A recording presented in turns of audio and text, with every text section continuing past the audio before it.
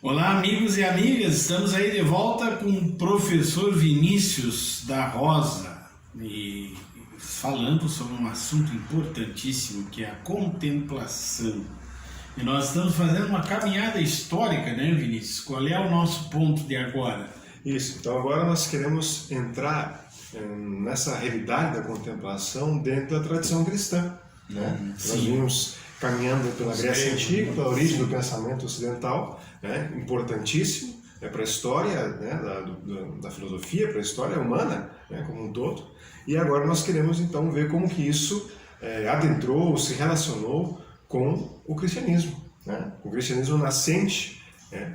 Então nós vimos no último vídeo sobre Aristóteles e sobre o grande pensamento de Aristóteles, né, que foi chegar até a causa primeira de todas as coisas, né, na contemplação da causa primeira. Aí falou muito sobre a felicidade do ser humano também relacionado com isso, com o desenvolvimento da sua inteligência, no conhecimento e no relacionamento com a verdade, né? E agora, depois, é claro, houveram outras escolas filosóficas, outras escolas de pensamento após Aristóteles, um período chamado de helenístico, né? E relação entre o avanço, né, da filosofia grega, né, se espalhou por outros países também. E depois, então, nasceu o nosso Senhor Jesus Cristo, né? E nosso Senhor Jesus Cristo, nós sabemos, nasceu nesse ambiente, quer dizer, havia todo esse arcabouço do pensamento, né, da filosofia antiga, havia o Império Romano principalmente, né, e o mundo judaico, o mundo hebraico, né, e nasceu o nosso Senhor. O Verbo se encarnou e nós sabemos tudo aquilo que ocorreu, né? Então, para nós que somos católicos, nós precisamos fazer essa relação, porque não foi indiferente aos primeiros cristãos da filosofia grega, não é para nós também hoje, né? Embora existam pessoas que desprezem, né, dentro do cristianismo, existem pessoas que desprezam o pensamento, a razão, o próprio Lutero, por exemplo, né? Mas para os verdadeiros católicos, não, né? Para o próprio magistério da igreja, não, né? Nós temos aí, por exemplo, no final do século XIX, uma grande retomada, né, da filosofia e principalmente do tomismo, né, na igreja pelas encíclicas do Papa Leão XIII. Né? Então, esse relacionamento da filosofia com o cristianismo ele foi um pouco conturbado no início, né? No século I, por exemplo, nós podemos lembrar que São Paulo foi até o Areópago de Atenas, né? Foi pregar. Parece que envolveu um pouco a pregação, mas quando chegou no assunto da ressurreição, os gregos, né, disseram que aquilo era uma bobagem. Para um outro momento esse assunto depois, né? Então, depois São Paulo próprio escreveu, né, que a linguagem da cruz era uma loucura para esses caras, para esses gregos, né? Então, esse relacionamento, São Paulo conhecia muito da tradição grega também, né, e romana, né, e do farisaica, né, só que não houve um êxito, né, nesse diálogo inicial, né, do cristianismo, né, sobretudo na questão central da fé, porque depois o próprio São Paulo diz que se Jesus não ressuscitou, a nossa fé é vã, né? E foi justamente esse o ponto de divergência, né, de São Paulo com os gregos, né? E o Evangelho fala algumas vezes também naquelas pessoas que são soberbas, né, por causa do conhecimento, de uma certa sabedoria humana, e que muitas vezes é interpretado até para dizer assim, olha, veja, vamos desprezar a filosofia então, esse pensamento, essas coisas que ficam, né, de inteligência e tudo mais, nós precisamos rezar e tudo mais, né? Então vamos ver como é que isso, logo no início, se deu desta forma, né? E um motivo, porque que pode ser dado para compreender essa certa relacionamento conturbado inicial, é porque São Paulo não se deparou com Aristóteles. São Paulo não pregou para Aristóteles, ou para um discípulo de Aristóteles. Nós estávamos já num período de decadência da filosofia, né, com outras escolas filosóficas que eram já um pouco mais misturadas, né, com um pouco de Platão, um pouco de Aristóteles, um pouco de outras doutrinas também. Então não eram verdadeiros filósofos. Tinha os sofistas também, né? Então esse relacionamento ocorreu provavelmente assim no início, né? Por causa de que não eram filósofos de fato. Mas isso, né, com a evangelização, com a expansão do cristianismo, graças a Deus, né, com a providência divina, a pregação dos apóstolos no mundo inteiro, começaram a haver grandes conversões, né? E inclusive filósofos, inclusive pessoas que buscavam a sabedoria humana, a sabedoria, né, natural. Um deles foi São Justino Mártir, né? Outro foi Clemente de Alexandria. Então, Alexandria foi evangelizada por um dos apóstolos, se eu não me engano, é São Marcos, salvo o melhor juízo, né? E ele, Clemente de Alexandria, ele escreveu um livro chamado O Pedagogo, né?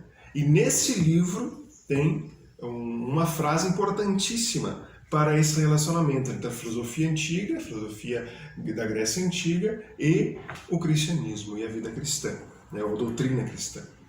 Ele diz assim: a filosofia preparou para os gregos o caminho que Cristo tornou uma realidade perfeita.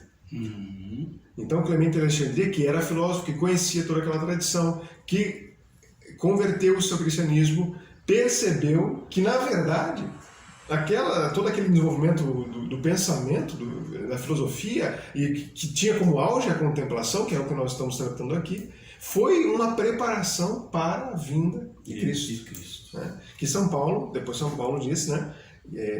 Por isso que é plenitude dos tempos. São Paulo não fala uma coisa que é aleatória, né? Não, de fato, foi a plenitude dos tempos. Então, se foi a plenitude dos tempos, aquilo que aconteceu antes foi uma preparação, né? E, sobretudo, todo esse desenvolvimento da filosofia que a gente viu, né, nos últimos vídeos, que tinha tanto um desenvolvimento intelectual como um desenvolvimento moral, né, e que muitos filósofos pareciam que eram ascetas cristãos, né, dos nossos tempos. Né. Então, o Clemente de Alexandria foi muito importante para que houvesse essa harmonização, esse diálogo, né, e que hoje a gente possa dizer que a filosofia antiga era a semina verbi, né, a semente do verbo que depois nasceu no ventre de todos Nossa Senhora. E também é interessante, né, Vinícius, que quando diz Jesus Cristo é a verdade, tu pode levar um pouco nesse sentido, né? O cunho de toda aquela verdade que eles buscavam. Sim. Então a contemplação da verdade, aí Nosso Senhor vem e diz que Ele é a verdade, né? Ego sum veritas. Então, certamente essas coisas não são coisas que estão em contradição direta, né? Depois, no século II, nós temos já aí o interesse dos cristãos pela filosofia, né? Interesse dos cristãos. E um deles, importantíssimo, foi Orígenes, lá em Alexandria, né? Ele foi como que o sucessor de Clemente de Alexandria, o bispo de Alexandria, concedeu a ele uma escola de catequese importantíssima até hoje, né?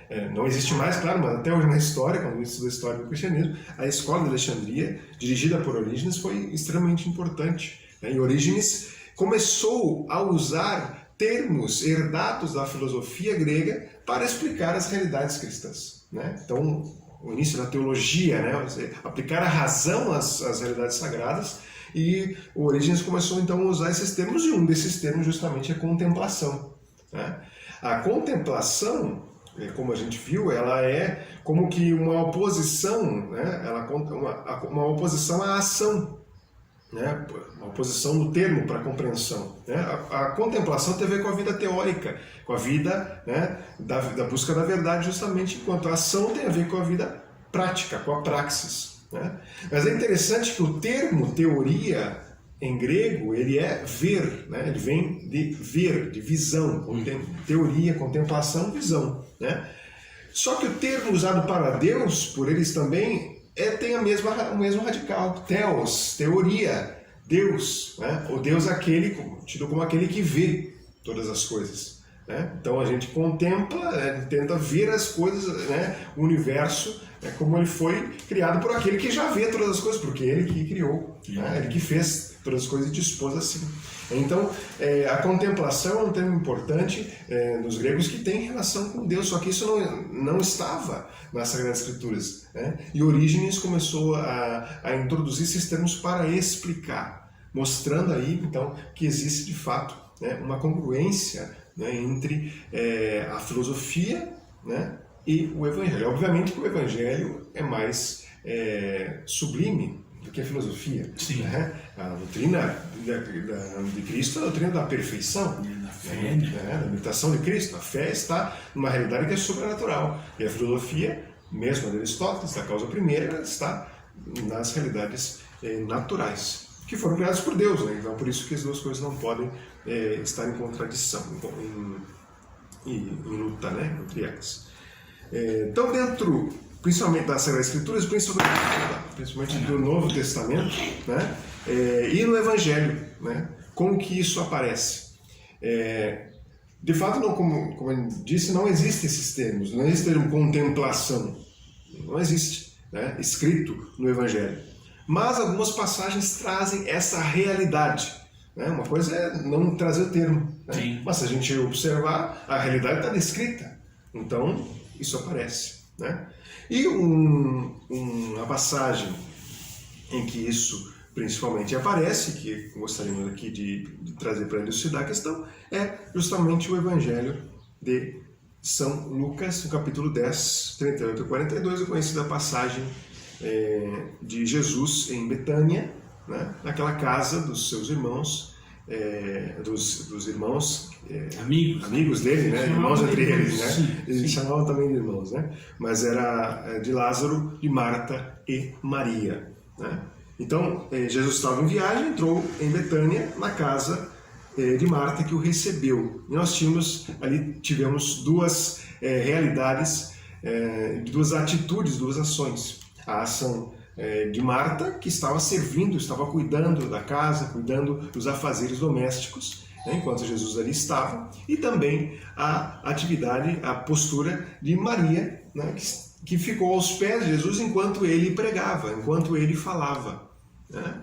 E aí Marta incomodou-se com aquilo, né, e foi conversar então com Jesus, dizer: não te importas que a minha irmã, né, que aí precisa tanta coisa para fazer. Exato. E Jesus então dá uma resposta, talvez para pessoas um pouco mais práticas, uma resposta até preocupante, né?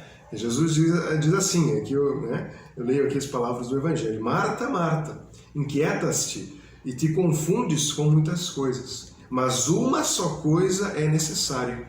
E Maria escolheu a melhor parte, que não lhe será tirada. É interessante que Jesus não diz que o que Marta estava fazendo não era necessário, né? E que não era importante. Né? Mas ele diz que uma só coisa é necessária e Maria escolheu a melhor parte.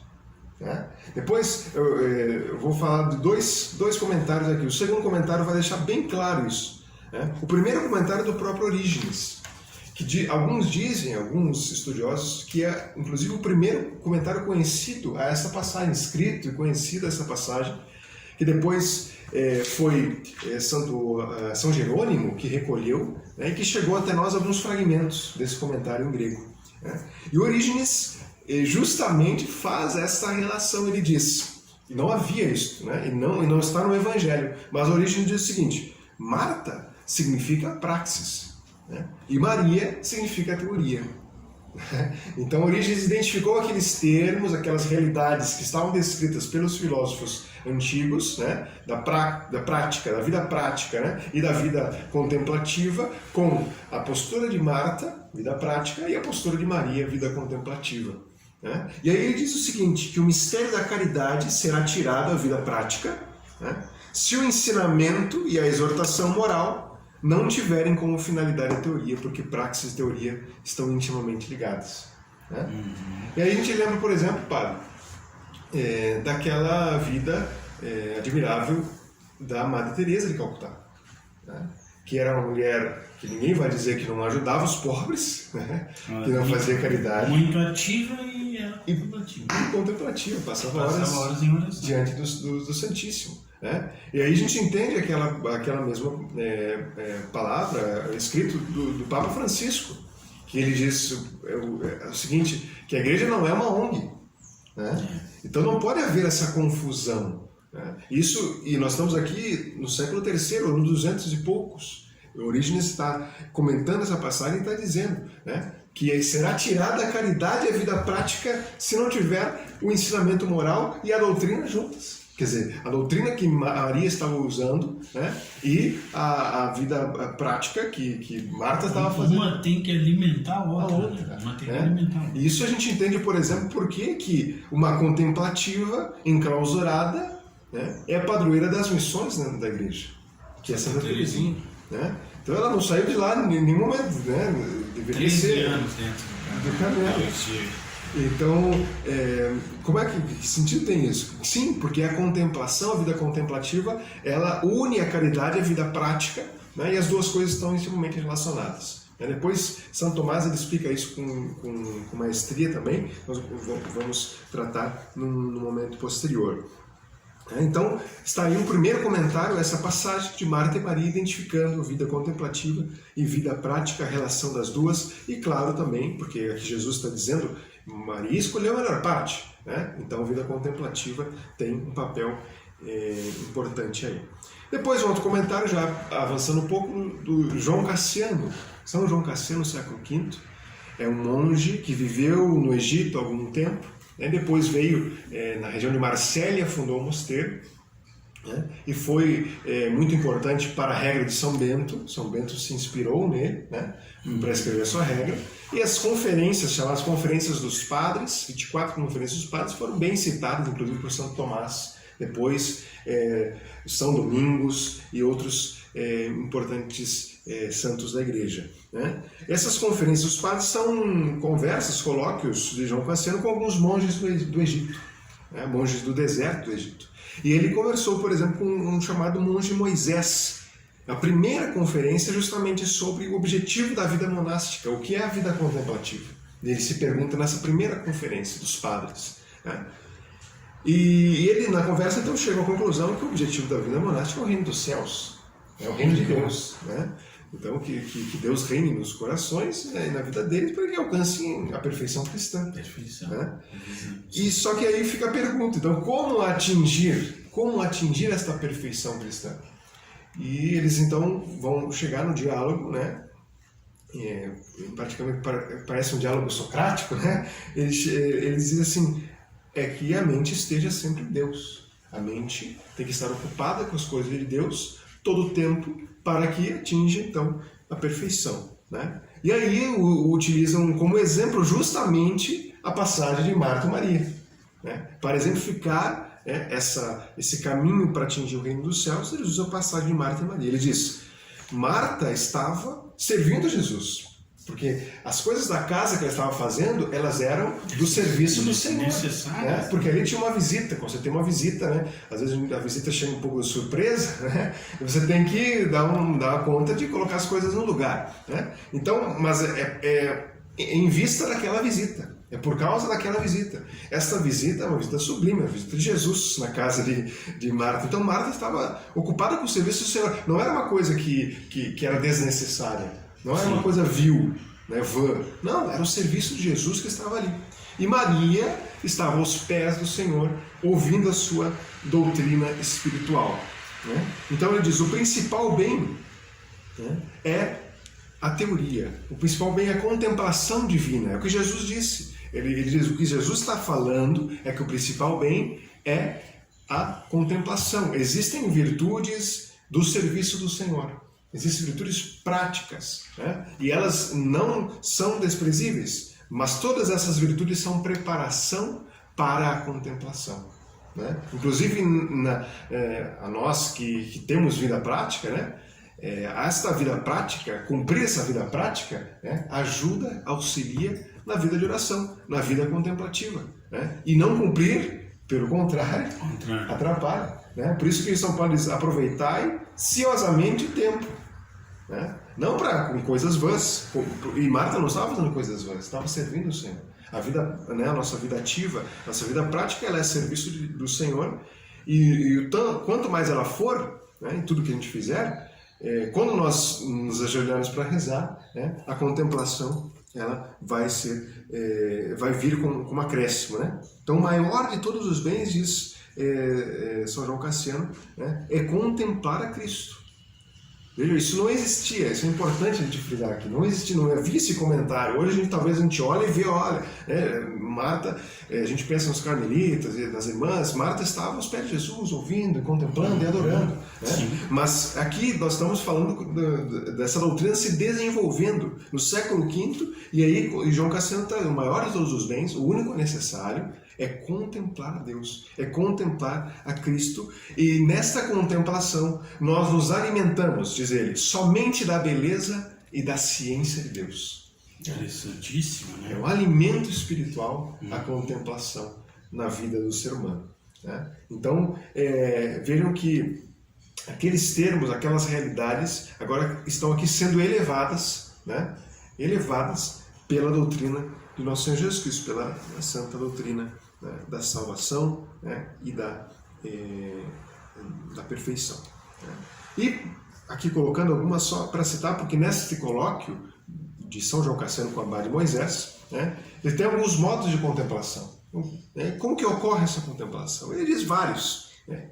Ele diz quando nós chegamos a intuir a substância, a essência divina, quando nós contemplamos e vemos, né, a grandeza, a beleza, a diversidade das criaturas, né, isso é um modo de contemplação. Né? Quando nós percebemos a clemência, a paciência divina, a misericórdia de Deus conosco, que não impõe o castigo, né, nós merecedores que somos, né, do castigo, da justiça de Deus, né? Pela nossa vocação, porque é imerecida, né, nossa vocação, vocação de leigos na igreja, vocação de pais, vocação de sacerdote, é merecida por nós, mas Deus nos presenteou com isso. Então, quando nós contemplamos isso, essa graça infinita, né, é um modo de contemplar a Cristo, a beleza e a ciência de Deus. Né? Quando nós vemos as ocasiões de salvação, né, que o Evangelho chegou até nós, alguém nos pregou, nossos pais nos levaram para ser batizados, né?